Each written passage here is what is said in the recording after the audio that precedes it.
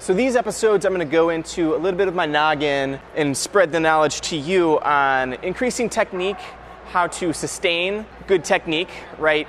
Learn about the technique and actually have it stay with you and continue to have it throughout your climbing career, right? There's knowing things and there's the application of knowledge and having it become subconscious, right? And continue with you. So yeah, these episodes, I'm going to kind of throw to you what I know about this technique stuff. So the first thing I'm going to get into is you need to do drills to ingrain this technique into your skill sets. And how do you apply those drills and get them to continue to go on with you? Well, I like to add drills to either when you're warming up doing boulder problems or when you're arcing doing endurance type stuff. Yeah, so you'll add your drills to either your arcing or your warm-up boulders or whatever your warm-ups are, usually in the easier side of your climbing. And you're basically going to do the drills as you go up and down your routes or as you're doing circuits. So let's get straight into it. The first technique I want to bring towards you is silent feet and glue hands. Basically, it's when you're climbing, but you're going to climb very slowly and deliberately. Every foot touch is not going to make a noise. Every time you grab a hold, no readjusting the hands on that hold. You're going to make sure you grab the holds and you grab it very deliberately and slowly. Same thing with your feet. Your feet aren't going to smack the wall. They're not going to drag onto the hold. They're going to place very gently and slowly onto the holds. Cool. I don't want to see any readjusting, right? When you hit the hold, don't shake the hand, don't try to readjust to get a better grip. You should be grabbing that perfectly every time, just be nice and slow.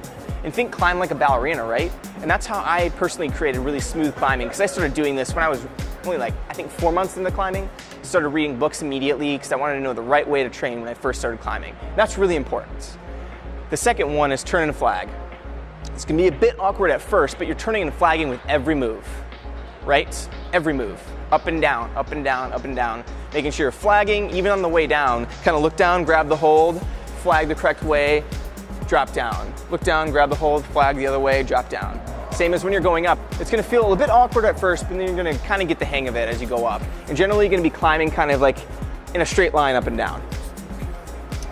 The third one, it'll get more into the intermediate to the more advanced side, is going to be pull with your feet. That's going to be on overhung climbs, so if you have like a hydraulic board, you can kind of lower to 40 degrees or do circuits on an overhung bouldering wall. And think you're scraping your toes off like you're scraping dog poo off, right? And you're going to notice that your knee is going to go into the wall and your toe is going to kind of really get into the crevice of that hold and pull in. And that's going to pull your body in your knees into the wall as you go. And kind of that creates drop knee movements too. And that's what drop knees are for, to kind of pull you in and pull on the hold so that your lower body is doing a lot of the work. That's going to help a lot with basically core tension when you're in the wall and not always using your hands to pull on everything and use your hands for everything. Your feet can pull too, especially with cave climbing. So this is going to help in a lot of different ways. Which brings you to the next technique I want to talk about is high ankles. So basically having your ankles above your toes at all times. But during the drill, make sure every move, you know, your ankles is super high. And it's generally a good rule to stand by even when you're climbing all the time, because that means you're engaging your calf, you're pushing down on the hold, and you're not dragging. You're not like half-sing you're climbing, you're actually really pushing in and you're trying to smear. And you'll notice this because a lot of times you're subconsciously you're just chilling, right, on the holds, and you want that engagement happening.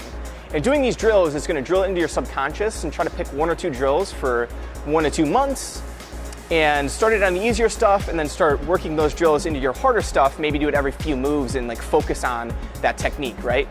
And then switch goals, switch techniques. And it's good to have a few each season that you're working on, whether it's weaknesses or improving strengths. But that's about it. Hope you're crushing harder and hope these techniques help.